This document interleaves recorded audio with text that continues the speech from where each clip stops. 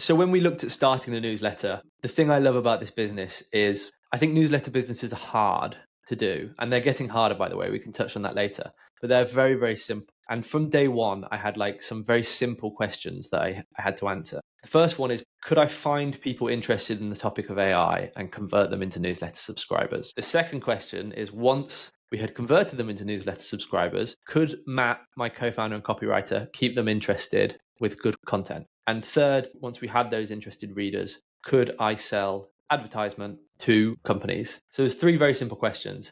At the very start, we were looking at just tackling the first and second, right? It was let's build a newsletter and then we'll monetize it later. So I started creating content on LinkedIn on the 24th of May. This is the day that we decided we were going to start it. And on the 1st of June, we sent our first issue to like 100 people. So I just started posting about AI, started connecting with people, started trying to build a little community, get some followers. Before we dive into today's episode, please hit that subscribe button. Your support helps us grow and inspire more people on their journeys. Thank you. Hello, Adam. Thank you for joining us today and welcome to the show. Hey, Thomas. Great to meet you and great to be here. So, Adam, for those who don't know you, can you please introduce yourself? Yeah, certainly. So my name is Adam. I was a co-founder of the AI newsletter Mindstream, and back in November last year, we sold it to HubSpot. So now I'm working at HubSpot and I'm looking after the AI vertical, looking after the brand for the various AI media products. Mm-hmm. It's pretty exciting and I will want to dive into it more. But I think something that not many people know, or at least from the LinkedIn audience, is your exciting journey or the background where you started. So can you tell us more about your background in the music and how did it start? Yeah, for sure. So I think from a very young age, I sort of had ambitions to be entrepreneurial. I started playing music. I started playing drums when I was like 10, 11 years old. And then when I was like 14, I was in school and I had like a little band that I got together and I wanted to go out and do some gigs, but we had like no music recorded. We had no press kit, nothing. So I was like knocking doors of music venues saying like, can you book my band? And the answer was no, there was nothing. We were just kids. So I took that into my own hand and just hired a venue. It cost me £100 to hire this venue. And I went out and printed posters, printed tickets, and sold them around my school. And over the next couple of weeks, I sold all of the tickets, sold the show out, and performed my first ever gig to a sold out audience and made like £500 off the back of it. And I remember the high and the rush and the adrenaline I got from performing. And then after that, the high and the rush and the adrenaline I got from like counting the money. And that really set me on a journey then. I created a company. It was called Plummet or Ascend Promotions. And I started hosting shows across my town, eventually scaled it up to like neighboring cities. So I was doing shows in Coventry and Birmingham, and got up to the point that I was having like 6 shows a month. And each of those shows could make like £500 to £1,000. And this one when I was like 14, 15 years old. And then over the next couple of years, whilst doing like exams and stuff in the UK and going through the school system, I was doing these shows every month. I was playing in 2 or 3 bands, like traveling around playing. And that business as events promotion was like, in a way, still my favorite business. It was so fun to run. It taught me a lot about what I know about business. But yeah, at the core of it, it was performing music that I loved. So eventually when I was 18, I gave that up. I gave that business up and I moved down to London to focus full time on performing. Yeah, but I can imagine, because you said that you were 14 or 15, but at such age, it's not, easy to go out and start promoting your business. So were you always this type of person who's easy to speak with people to promote your stuff, or what was it like for you? No, I wasn't. When I was a child, I wasn't like were you extrovert? I don't think so. It wasn't easy to me. I wasn't like the popular kid at school. I found socializing difficult. I think part of that's what gave me the drive. Like when I found something that worked, I really wanted to kind of like hone in on it. And promoting the shows, when I was doing my first few shows, it was like, I was creating Facebook events. I was DMing like hundreds and hundreds of people trying to get them to buy tickets. I was like going around putting posters up in school, but pretty quickly it became more of a systemized business. So the way I used to structure these shows is I'd book for a local music scene, I'd book like a good quality headline act. of like, a band that had been playing for 4 or 5 years. And then all of the support bands, I would book school bands from like my school or other schools around the area. Yeah. And I knew that these kids who were playing in like a nice music venue, supporting a good act, maybe for their first or second gig, they would be inviting their mom, their auntie, their uncle, like extended family, all of their friends from school. So all of the demand generation was done by these kids. And I used to pay them like 20% of their revenue. So I'd literally like rip them off a sheet of 50 tickets, give it to them, and they'd go out and sell the tickets. So I was kind of like putting the pieces together, and then the promotion sort of happened naturally. I'd still be Mhm. creating posters, putting them up on Facebook, putting them up around town, but most of the direct sales was done by the bands that I was booking. Yeah. And back then, did you see it as a hobby or as a temporary work, or did you actually want to become like a professional musician? Yeah, it's funny. Like at the time, I was making lots of money from putting on shows, and then I was spending lots of money on music. Like my first band, we wanted to go and record an album, and it cost, I don't even know, maybe like £1,000, 2,000. So it was like some money was going into this. I was buying equipment. We were going to do like shows around the country, so I was like paying for like travel and all of these things when I was young. So it was quite clear to me when I was young that like if I wanted to be a successful musician, it was going to cost me a lot of money. So the one hand, I had the business that was making lots of money that was in music, but it wasn't me playing. And then I had the sort of dream that was taking my money. And yeah, from 14, 15, 16, 17, like the dream was always to be a successful musician. The business was just fuel. Like I was so single-minded. I was going to be a successful drummer. And Mhm. like what I was doing with business was never going to be the full-time thing, which, it is what it is. I then went and did music, did it for a few years. Eventually, it didn't work, and I've now gone on to do other things in business. But when I was a kid, all I wanted to be was a performer. Yeah. And what was then the moment when it clicked, or when you realized that you need to change or you want to change? Yeah, so when I was 18, I moved down to London with my band at the time. We were called Chasing Deer, and we were down in London for 4 or 5 years, like really going after it. We managed to make a living. We were doing like more than 300 shows a year, so we were performing pretty much every day. We were performing in the daytime, we'd be busking in the streets, and then in the evenings we'd go and do gigs. Like it was full on. We recorded loads of music, distributed loads of music, played different countries all over the world, but something wasn't catching.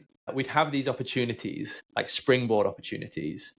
Like we'd Hmm. get on a good radio station, we'd headline a big festival, we'd play in front of tens of thousands of people, and you'd have this springboard, and we'd go, okay, that was it.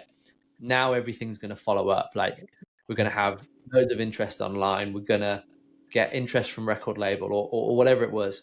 And those opportunities never turned into something real.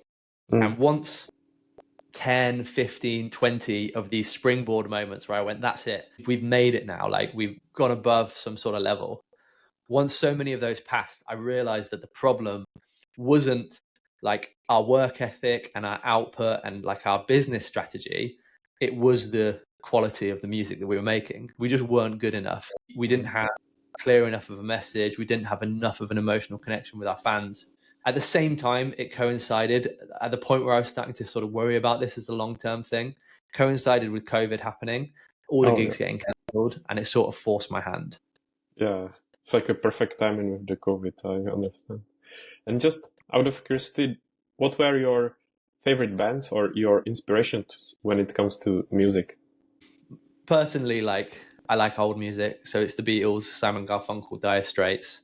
Like maybe that's part of the problem, but I took too much inspiration from the greats of yesterday rather than what's going on today. Yeah. Okay, yeah. And then what were your steps then once you decided to change the career? Is it when you got interested in AI, or did you know what you want to do from then? I didn't at all. So it was 2020. COVID came. I was living in London with my band, and we like lost our flat because we couldn't pay the rent. And I Mm, moved back up to Leamington in the West Midlands with my family. And it took me a while. It like really took me a while to kind of process that change. Like I was, like I said, I was having these feelings anyway, but then COVID came and like put an end to it. And I was back in my parents' house, had no money coming in. I had nothing to wake up and do every day. And it took me a while of just like sitting in that to understand that, okay, maybe this is the end of that thing and the start of something new. But what that something new is, I had no idea. I started getting interested in like self-improvement. I started getting interested in finances. So particularly property investment, I started reading about a lot. I started listening to podcasts like My First Million, Modern Wisdom, Joe Rogan. I started reading business books. This wasn't particularly intentional. It was just something I stumbled across and something I enjoyed doing. Like I'd go for a long walk and listen to a podcast. I'd sit down and read a book. It's just because I had time on my hand. And this really just like sort of snowballed into me starting to like hack around with different things. So I started to look after my health. I was 22, 23 years old and I'd never really thought about health and well-being. So I started to exercise. I started thinking about eating better. I started looking at different businesses I could start on the internet. I went out and got a sales job because I needed to get some money. And I thought sales will teach me the skills to potentially be an entrepreneur in the future. But it was very like natural. It wasn't intentional. I don't look back on this period of my life as like a golden period. Like it was a really difficult time. I just sort of given up the dream of being a musician and now I was looking at the next thing. So like over that 3-year period, I had 3 sales jobs. I didn't really take to any of them. I did okay, but I found having a boss difficult. After being like a musician and traveling the world and everything, it was very difficult to kind of sit in an office and like do my job. I tried a couple of kind of small entrepreneurial pursuits. The most successful one is I was like doing Amazon selling and I was selling pool and snooker chalk and accessories. So like for a pool cue and like chalk and like all these things. And I got up to a point where I was doing like 100,000 in revenue doing that. Profit margins weren't great. I was making like 10 to 15,000 a year with this. And then like one day I said to my friend Matt, who's a writer, like I was getting really interested in newsletters. I'd like studied The Hustle, studied Morning Brew, The Milk Road, their like successes and their exits. And I said to Matt, who's my friend who was a copywriter, I said, look, I think we should do a newsletter. I know you can write it. I know you can create a good product. And I backed myself to like go out and sell it. And that was it. Like we decided on that day we were going to start it. We said, oh, what are we going to talk about? At the time, this was June 2023, like AI was the hot topic. So I was like, I think newsletters are trending up, AI is trending up. It's a good intersection. Let's just jump in there. Perfect combination. It was a perfect combination. It wasn't it wasn't massively intentional. It was sort of born out of frustration. I was like not enjoying my job too much. My ecom thing wasn't going in the direction I wanted to do. I had all of this new energy from exercising, studying, listening to podcasts and all of these stuff. And I just said, right, I want to go and do something. I've got all this energy. Let's jump in on newsletters. And we had like £500 we put in each. So we had £1,000 to start off the company. And that was it. And we just got going, working like evenings, working weekends, and just started hacking from day one. Yeah, it's really interesting because as I was listening to when the COVID happened and what you started doing, basically exploring self-development, listening to podcasts and reading books, I could relate to it because when the COVID happened, I was probably in a similar situation, and that's when I discovered kind of the power of podcasting and reading books to learn something and improve yourself. So it was funny because I felt like I was listening to my own experience. And just, I wanted to ask you if you read Rich Dad Poor Dad. Yes. Because I just remember that he said that he was, I think, working for Xerox and selling to learn selling skills. So it just reminded me of you learning selling skills, like something that he talked about in the book.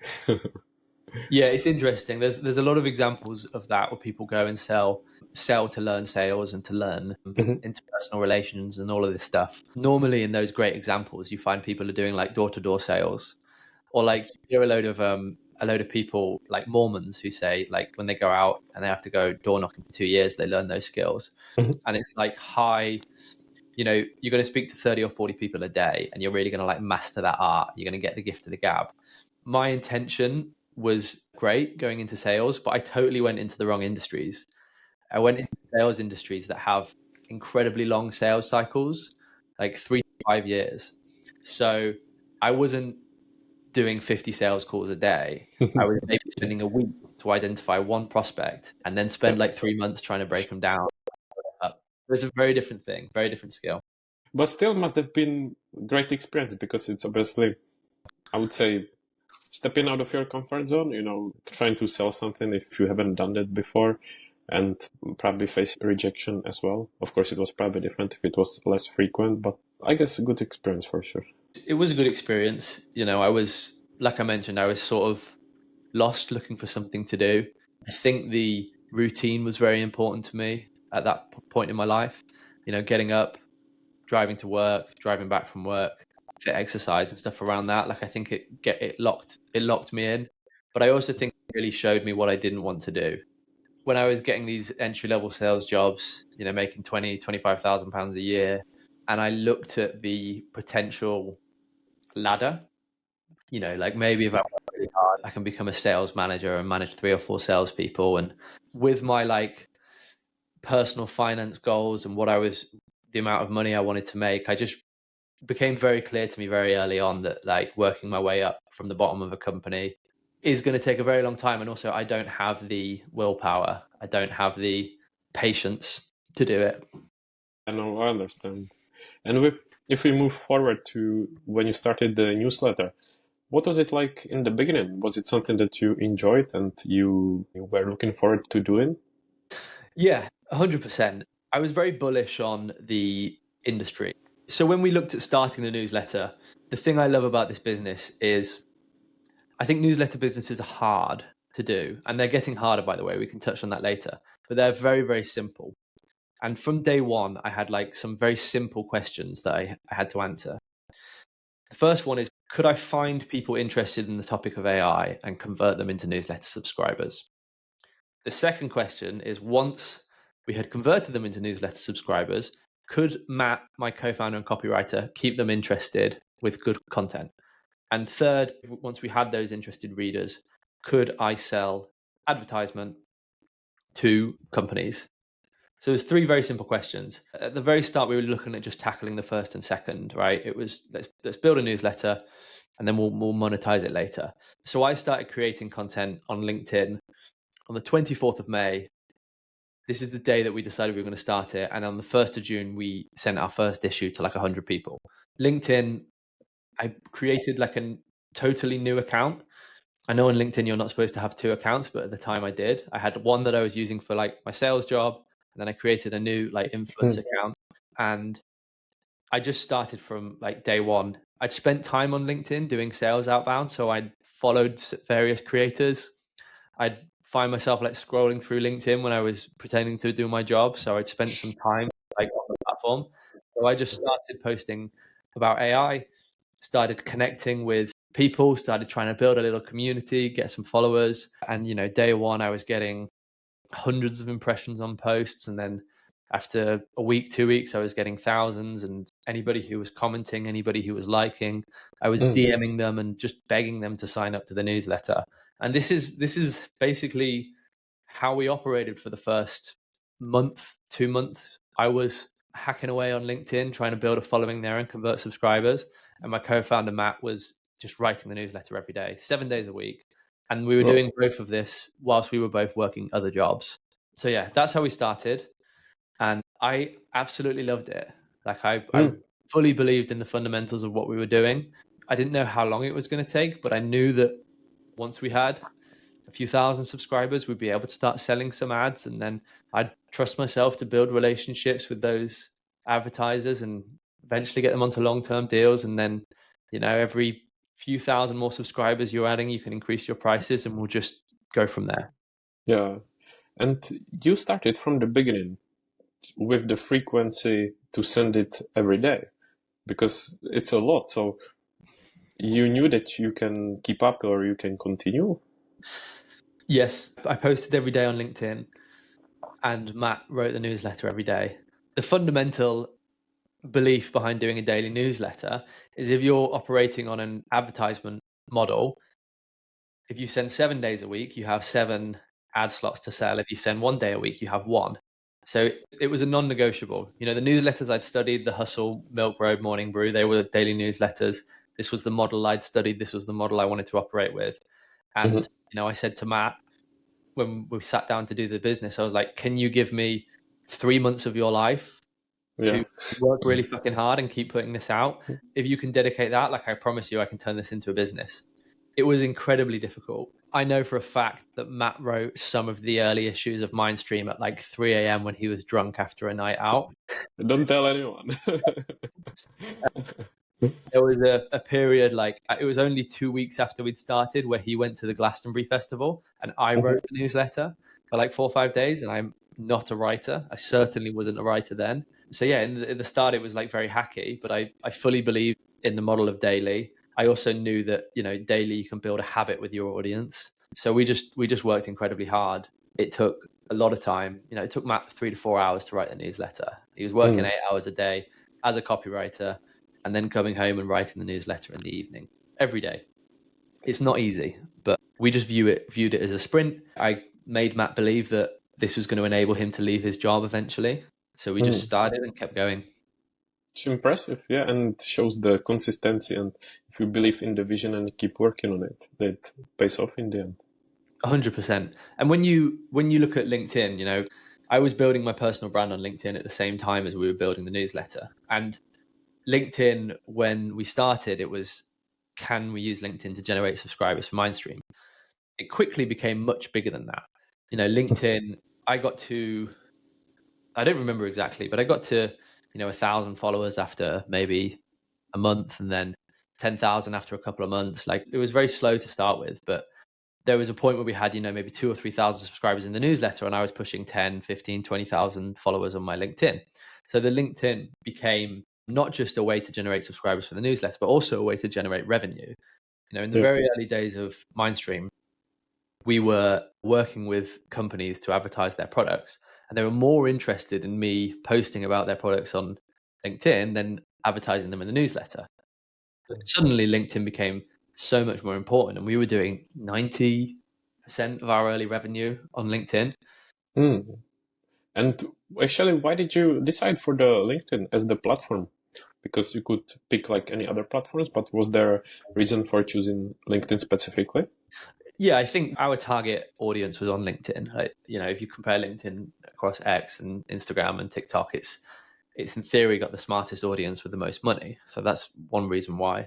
The other reason why is, as I alluded to earlier, like, I was using LinkedIn as a sales tool for these sales jobs I had. So I was spending loads of time on the platform. I was following different creators. There were AI creators I was following, like Zain Khan and Adit Saif. I was following LinkedIn sort of growth creators, like specifically Lara Costa in the early days. So I was sort of piecing together in my mind how this would work before I even decided I wanted to do it. This is where I was spending my time. I wasn't using Instagram. I wasn't using X. Like, I didn't use any of these other platforms. I didn't use social media. LinkedIn was just what I was using for work. It wasn't, again, a particularly intentional decision. I didn't go and analyze all of the social platforms and decide LinkedIn was the one. It was just where I was comfortable playing. Yeah, it sounds smart, and I like it because, as you used it before, you never know when it might be helpful in the future, and all the knowledge that you got before you could use later on. Because as you can see on LinkedIn, often people, I don't know how to start or looking for, I don't know, any circuits and stuff like that. But if you already got the knowledge from before, it's only helpful. 100%. So yeah, LinkedIn was huge, and as I was growing, like, I got like so obsessed with it. I really fell in love with it. I made like some great connections early on, and then LinkedIn was such a huge lever for us, like, throughout the whole of the business. It was always a big source of subscribers for Mindstream. I think like 10% of our total subscribers have come from LinkedIn. Obviously, we moved on to lots of different paid channels and other channels later on, but always a bulk of subscribers comes from LinkedIn. Still today, 2,000 to 3,000 subscribers come from LinkedIn. Great. It was also like a huge revenue driver for us. I mentioned in like the early days, it was like 90%. Eventually this came way down, but it was always 20, 30%. It was also the driver of most of our inbound leads. So people would see me on LinkedIn. They'd reach out to me and say, I want to advertise in the newsletter. Like, easily 50+% of our leads came from LinkedIn. Everybody we hired came from LinkedIn. We acquired a big newsletter in December 23, and that connection came from LinkedIn. Like, the whole business was built out the back of LinkedIn. Don't underestimate its potential. It's a perfect example. 100%. And now, now I'm considered like a big LinkedIn creator or whatever. I've got like 170,000 followers. Like, I'm certainly a bit smarter than I was when I started 18 months ago. I've learned a lot from building this business, but I'm not like 10 times smarter than I was. I think that the attention that you get and the opportunities that you get if you have a big following on LinkedIn are almost disproportionate. You know, like Yeah. you build this following, you get hundreds of opportunities when before you were getting zero. You're still the same person. Fundamentally, you're still the same person. If you look at of course, the number of followers, as you just mentioned, it's crazy if you imagine such a high number. So maybe back then, did you imagine that you will amass such audience, or maybe in such a time, or was it your goal actually?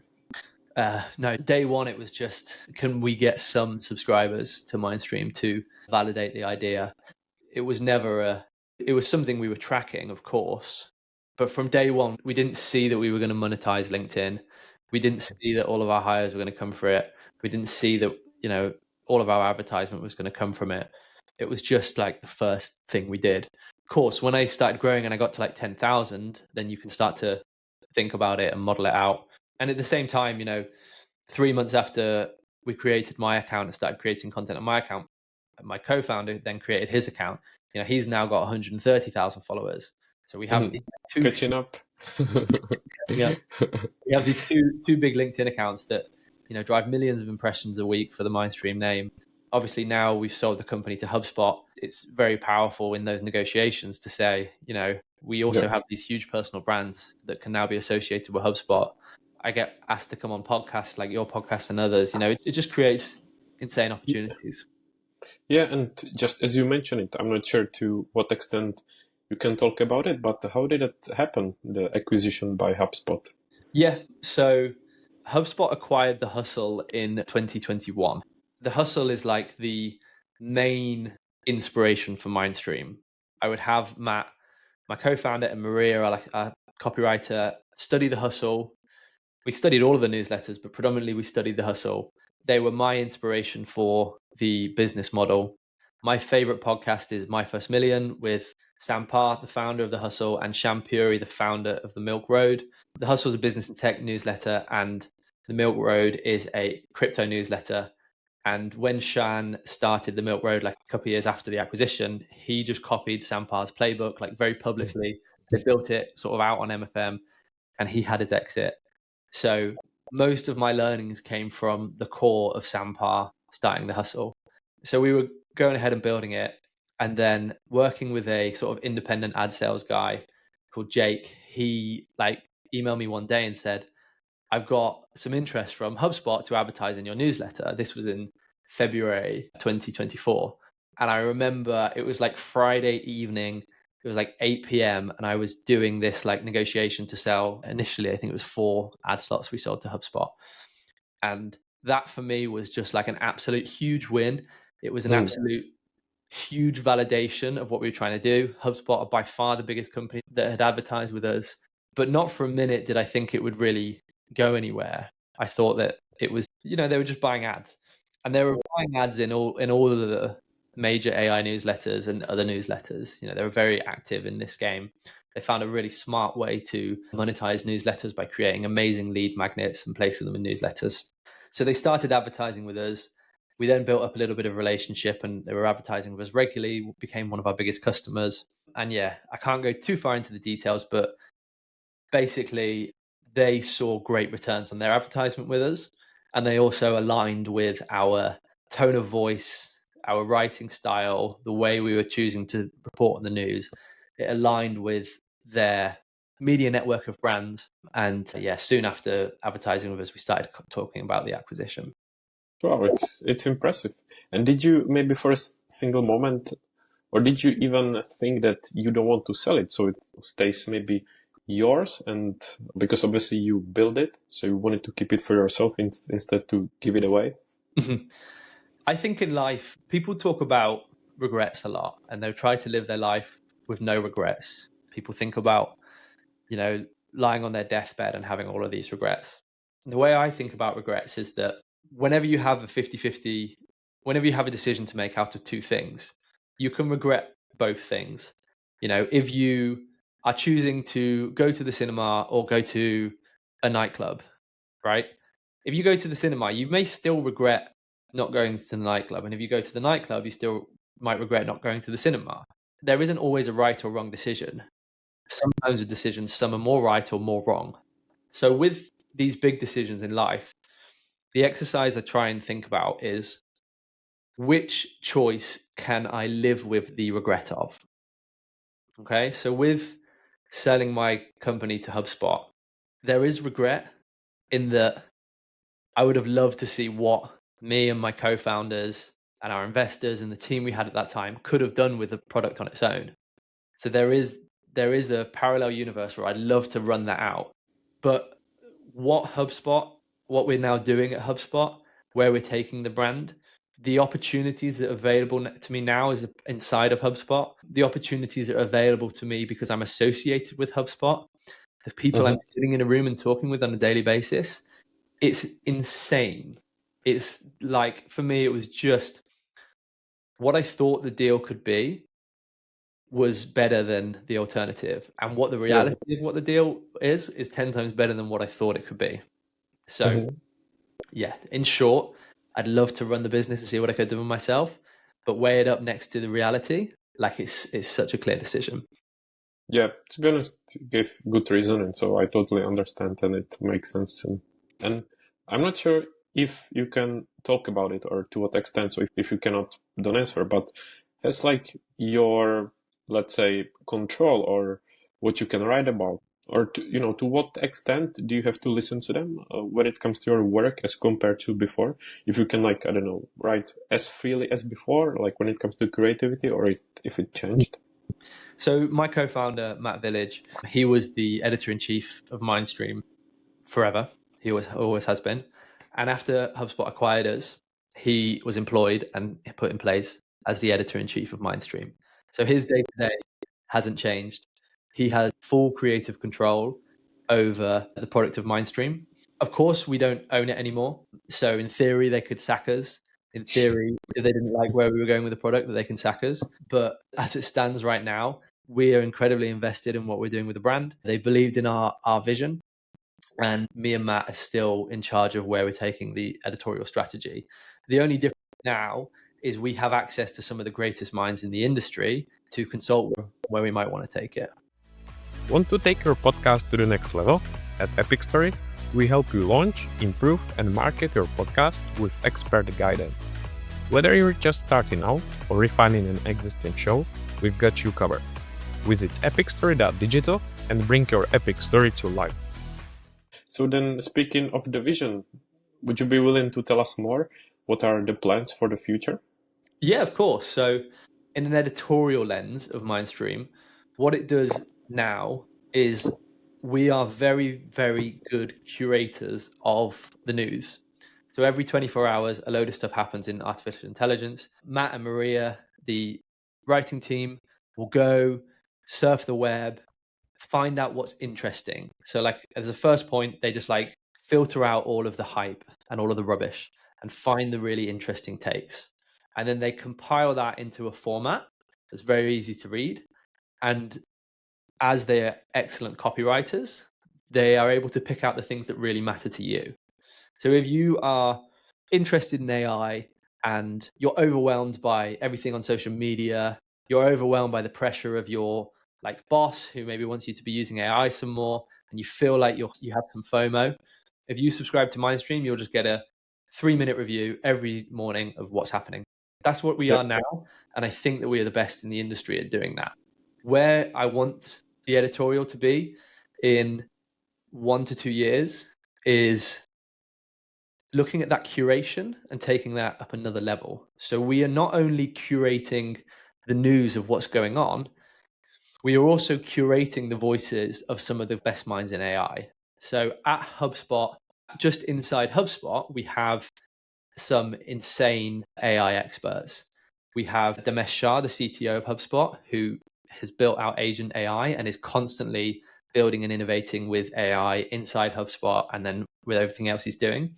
We have Matt Wolf and Nathan Lands, the host of the Next Wave podcast, which is one of the biggest AI podcasts out there. It's pretty cool because I sometimes listen to that one, so it's impressive. It's fantastic. We also have Marketing Against the Grain with Kip Bodnar, the CMO of HubSpot, and Kieran Flanagan. And that's like a marketing focused podcast, but it's becoming more and more about AI because those guys are like obsessed with AI and they're finding all the innovative ways AI can be utilized for marketers. So that's just like 5 voices inside HubSpot. And I want to build workflows where they are speaking on podcasts, they're distributing on Twitter and X and LinkedIn. And I want to be able to become the mouthpiece for them in the newsletter format. You know, if they're doing a badass podcast episode, we should be able to surmise all that information and put it into the newsletter format. So that's how we take curation from, we're curating all of the breaking news and making sense of it for you, but we are also taking the like analysis of these real AI experts and putting that into a format that's useful for you too. How we take curation up a level. I also want to become the most actionable AI newsletter out there. So not only are we making sense of all the noise that's going on, we are also giving you educational content that will teach you how to do X, Y, and Z with AI. Yeah, it sounds impressive. Of course, we'll be looking forward to it and having access to all of these professionals in the industry. It's a great benefit of HubSpot, as you said before, so well done. It's huge. The advantage that we have is obviously when you're a private media company looking to expand your business, and you'll see this with a lot of other AI newsletters, they're launching like horizontal products. So there's a couple of AI newsletters who are launching like AI universities on the side. So they like take the educational piece out of the newsletter and they paywall it, right? It's a brilliant idea. It's something we were considering doing with Mindstream because your motivation as a media company is to make the most amount of money out of your subscribers and increase their LTV. With HubSpot and the HubSpot Media Network, like there's like, 90, 100 like YouTube channels, podcasts, newsletters. What HubSpot Media is trying to do is becoming the go-to place for business leaders, entrepreneurs to get business and tech news, insights, and that goes across marketing, sales, service, AI, business and tech. So the goal of HubSpot Media Network is to just create awesome content.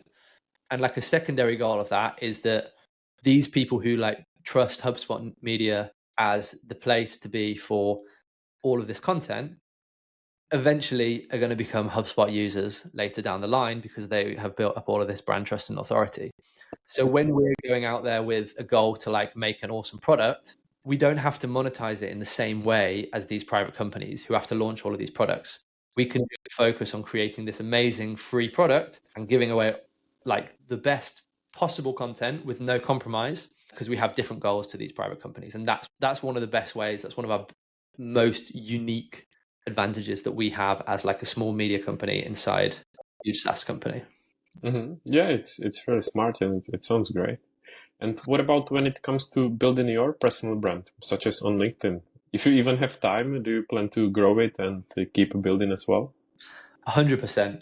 My personal brand and Matt's personal brand on LinkedIn is still a huge asset for Mindstream. If you follow us, you'll notice that like we have CTAs to subscribe to Mindstream at the bottom of like every post. So we're still using our personal brands to drive subscribers for Mindstream. We optimize and we work to put out like high value, actionable content that is created for the LinkedIn audience. So it's a lot of infographics, carousels. In the future, it's going to be more and more videos as this grows. So that's still a big part of it. Personally, when I look at who I am and who I want my personal brand to be, and I've just done a little bit of a rebrand, I want to convey my story as an entrepreneur and building the newsletter. I want to give people like actionable advice on how to build their business. And at HubSpot, now I'm working in like a very like marketing focused role, looking after the brand of Mindstream and the other AI properties. I want to share my learnings as a marketer as I'm going ahead and doing that. So my content over the next 6 months will move from like 100% AI to a blend of like AI, marketing, entrepreneurship, and really become aligned with who I am and what I'm doing. Whereas for the longest time, it's been how do we optimize it to get the most amount of subscribers in a set period of time for my stream? Now it's how do I optimize my personal brand to still do that, but be most aligned with who I am and what I'm actually doing on a day-to-day. Yeah, it sounds exciting. And it would be a shame not to ask you for some LinkedIn tips and advice for the audience, when it comes to growth or any mistakes to avoid. So I think a lot of the conversation on LinkedIn is how to get leads, how to book meetings. People talk about like top funnel, middle funnel, bottom of funnel content. And I think one of the like popular things to say from big influencers is you don't need a big following to make money on LinkedIn. Like I see this all the time. You can book a meeting with 1,000 followers rather than 100,000 followers. Like this is very popular. And I think it's like parallel to rich people saying money doesn't make you happy. I think that a big follower count, lots of engagement and impressions on your posts is absolutely huge as a magnet for business. So if you're starting out with LinkedIn, I think growth is like a huge focus and should be a huge focus. And you should maybe book in like 6 months where you're just going to focus on growth before you really start to monetize. So yeah, I think, a common misconception is like followers don't equal money and followers don't equal cash. They don't at the core. So like I wouldn't sacrifice your values for followers, but followers are going to massively boost what you're trying to do. As I'm talking about this, like it's such a big topic. And when we talk about like LinkedIn growth, a lot of the advice is very generic and that's great. You need to have like good hooks. You need to have nice visuals. Infographics will help you get followers faster than anything else. Carousels are probably great for conversions. Video is great for branding. Like there's all this generic advice that we can give. But the first piece of advice I would give anybody if they're looking to start out on LinkedIn is get really aligned with what they're trying to do. Yourself, you're using LinkedIn to like promote your podcast. You also have an agency, right? I was using LinkedIn to get subscribers for my newsletter. And then later on, I was using LinkedIn as somewhere to do like brand partnerships and make revenue. Very, very different goals. And there is someone out there on LinkedIn who is trying to sell design services. There is someone out there on LinkedIn who is a consultant for X. There is someone out there on LinkedIn who is a salesperson. And what you're trying to do on LinkedIn should dictate your strategy and your goals and your focus and your attention. If you're trying to do what I do, I'd say post 7 days a week, twice a day, if possible, have a crazy engagement strategy, post high growth content, use lead magnets to capture subscribers. But that's not what I would recommend someone doing if they were selling like a really niche service. So when you're looking to grow on LinkedIn, get really, really aligned with what your goals are and don't compare yourself to others. Don't compare yourself to the fastest growing person if you're trying to sell super niche software services. Don't compare yourself to Adam. And are there any people on LinkedIn that are inspiration for you or that you like to follow for their content? 100%. The best creator in the AI niche is by far Ruben Hassid. He's not the biggest content creator in AI. There are people who have more followers than him, but in my opinion, he has the best content. He is one of the smartest content creators I know, parallel with one of like a true smart AI engineer, applicator.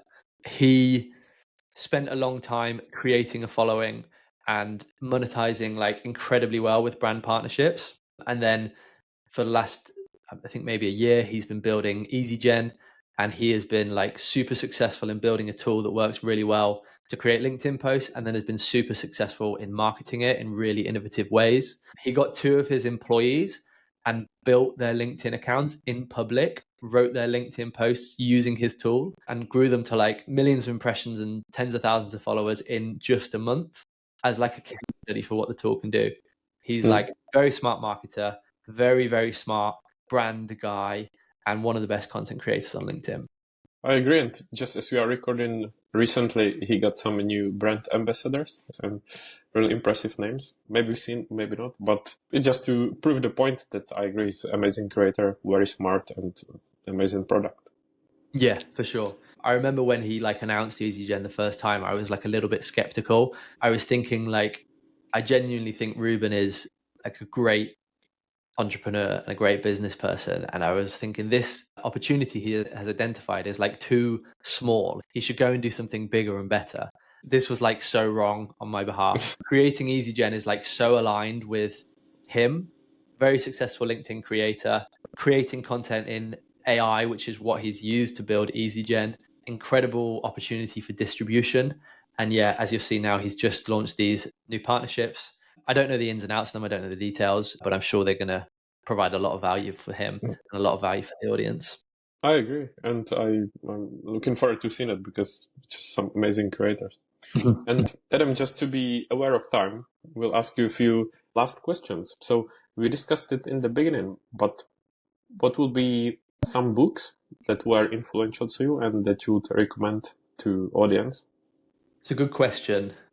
The last year or two, I've moved away from business books and moved into history books. And particularly, I'm like really interested in Antarctic exploration.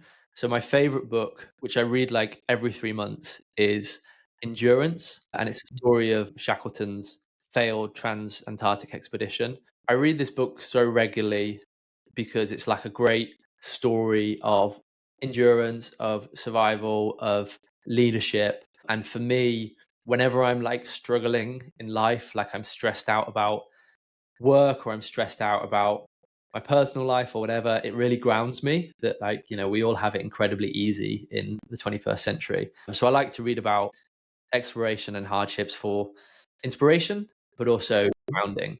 In terms of business books, I think if you're doing anything that's like public facing, How to Win Friends and Influence People should be. Oh my God, that was one of the most influential ones to me as well. I love that one. So happy to hear that.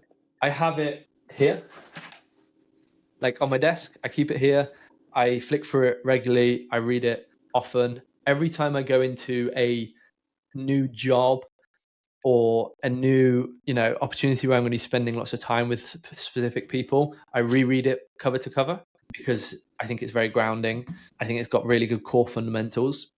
Yeah. And I truly believe in life, if you have a book that you read and it like really hits home with you, you should be rereading it as often as possible. You shouldn't put it back on the shelf, tick it off in Goodreads and look for the next book. You're going to remember like 2% of a book. So I fully recommend rereading it. The other one that I do remember that really stood out, I think it's called The Magic of Thinking Big. Yes, The Magic of Thinking Big. I remember reading this like just at the time that I launched Mindstream, so that was quite a big jumping off board. So I think if you're like stuck on a decision, if you're procrastinating something, I'd recommend that book. I also think I need to reread that one myself. Yeah, it sounds great. And have you got a favorite, like a biography? Autobiography. I've just read the sort of books by Ranulph Fiennes, who's like a modern explorer. I mean, relatively modern. He's like 80 now, but he wrote a full sort of biography analysis of Robert Falcon Scott and Ernest Shackleton as two separate polar explorers. I really enjoyed those. I'm going through a Churchill one at the moment, which I'm enjoying, but like I'm just at the start of those. I haven't read hundreds, to be honest, but something I want to do. Yeah, but those about exploration sound interesting, something I will have a look at. Then, if you have any time left, what do you like doing in your free time? Such as any hobbies and stuff like that? Yeah, so you talk about free time, like I'm sure you've done like 100 of these episodes, right? I'm sure you've had a load of people come on here and say like, I don't have free time, like my business, I'm working 8 hours a week. Like I have this idea that success compounds horizontally. So a lot of people will say to you, if you want to be like really successful, you need to sacrifice X, Y, and Z to be successful in what you want to do. I think this is the case if you're trying to be the best footballer in the world, you're trying to win in the Olympics, you're trying to be Elon Musk. But I think for 99% of people, it's not the case. And when you focus on one thing and doing one thing well, the muscles that you're like training in optimizing anything should be and will be applied horizontally. So if you're working really hard on optimizing your business and then something goes wrong in your relationship, you'll naturally think analytically about how to improve it. So over the last 2 or 3 years, I have been more successful in entrepreneurship than I had hoped, but I have also been more successful in health and fitness, in my relationships, in my hobbies, and in my personal life. So I try and live my personal life like as high as possible. So what do I like doing? I love exercise. I run and I go to the gym. My goal this year is to do 12 marathons and run 1,500 kilometers. And then What, 12 marathons? I want to do 12 marathons this year. Ooh, wow. My That's goal. impressive. Yeah. At the same time, I love hiking. So me and my partner, we have a VW camper van and we travel around the UK, like going and hiking the mountains in Scotland, in the Lake District, Peak District. So like just next weekend for the Valentine's weekend, we're going away in the van for a couple of days. I try and get away 2 to 3 times a month, just go somewhere new, read books, get outside, get my feet on the ground. And then, 3 or 4 times a year, we'll take a bigger holiday and we'll go to somewhere else around the world to travel, usually to hike, but to do like active travel. And then also I love, like I talked earlier about how I used to sell like pool and snooker chalk. I love playing pool. So I'll try and play like once a week with like old friends from old companies. I'll go and go to the pool hall and play pool. Yeah. I'm glad I asked this question because I would assume that, or maybe people who don't know would say that you are busy working, 24 hours.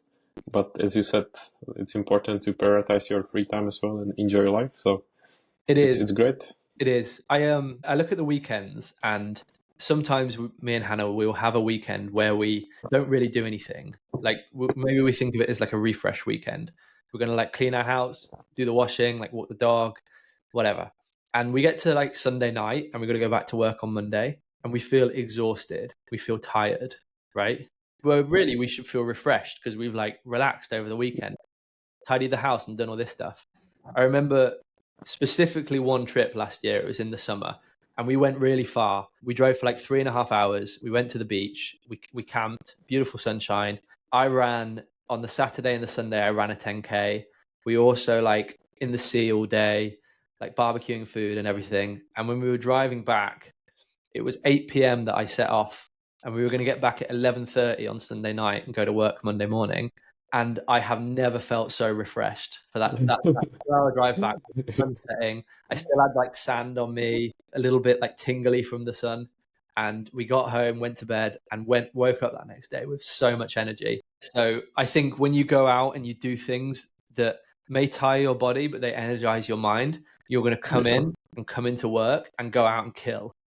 If you're feeling lethargic and bored and depressed and all these things, you're going to have so much less output. So some weeks I work 50, 60 hours. Some weeks I work like 30, 40 hours. But when I'm working, I'm excited, I'm energized, I'm ready to go. I'm aligned in my health, my body, my mind, my soul, and I'll go out there and kill. And I couldn't do this without weekending hard, exercising hard, eating right, doing those core fundamentals. I like it, and I think it's something that I can relate to because I feel like without exercise or like a healthy lifestyle in general, when it comes, for example, to nutrition, I wouldn't be able to perform well at work. So I like what you said. 100%. Just last week, so Monday last week, I had a hair transplant. So if you want to see, you can see. Oh, really? This. Oh, wow. Nice. But for this, I wasn't allowed to do exercise for 7 days. Yesterday evening, I went for a run, and this morning I went to the gym. And I tell you, like, by Monday, so 7 days after I'd done this transplant, I was feeling absolute dog shit. Like I was just getting worse the day after the days went by because I wasn't doing the things that give me life. Yeah, of course. And especially if you are used to it and suddenly you have to stop. It's just a terrible sudden change and you want to, but you cannot. I cannot imagine. 100%. So yeah, any advice I'd give to someone who's like grinding 60, 70, 80 hours, just ask yourself, are you happy? Are you fulfilled? Are you working 80 hours because you actually need to, or are you working 80 hours because you feel that you should? A lot of people think that you only get things in life out of hard work. And I think that's wrong. So ask yourself these questions. The best question I've ever asked myself, and I ask myself this every month, I do like a review, is what would my 80-year-old self wish I spent more time doing? And when you ask yourself this question, it's not normally checking emails or refreshing dashboards or whatever. That's a good point, and I like it, yeah. Then before we finish, can you summarize or tell people where I mean, it's probably obvious, but where they can find you, follow you, and promote any services? Yeah, 100%. If you want to follow me, I put out content twice a day on LinkedIn, Adam Biddlecombe. And if you want to see what we're doing with Mindstream, head over to mindstream.news and subscribe to the newsletter. All the links will be in the show notes. And the final question, is there something that I should have asked you and did not, or something to finish with to give you space? That's a good question. If I'm giving like a final call to action, if there's anything that I've said today that people have connected with, interested in learning more about, just DM me on LinkedIn. I'd love to talk to you. I think that's great. So I want to say a big thank you, Adam. Been following and supporting for some time. I think you're doing great work, and it was a pleasure to speak with you. I really appreciate the opportunity that you joined, and I will keep following, supporting, and you keep doing the great work, and thank you. Amazing. Thomas, it's been a pleasure. Thanks for having me. Thanks for listening to Produced by with Tommen. Check out show notes for all the links, and don't forget to like, subscribe, and leave your feedback. Speak soon.